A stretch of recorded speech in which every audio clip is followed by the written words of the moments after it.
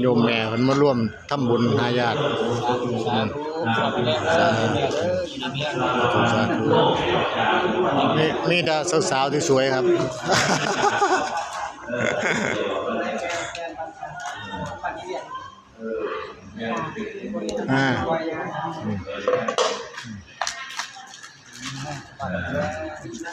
ปีนี้เราก็ได้รับเกียรติบัตรของสถาบันของอันนี้ก็เกี่ยวกับเป็นที่ปรึกษา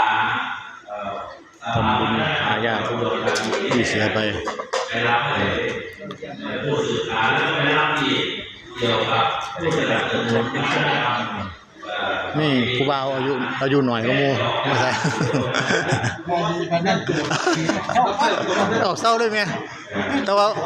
บวมนี่ค่อยๆลดแต่ว่าเศร้าเลยยางได้แน่หรอเขาใส่มอร์ฟีนไหลเลย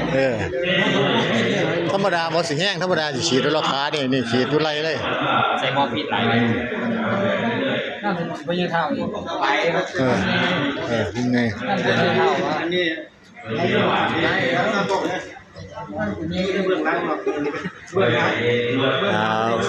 สาธุ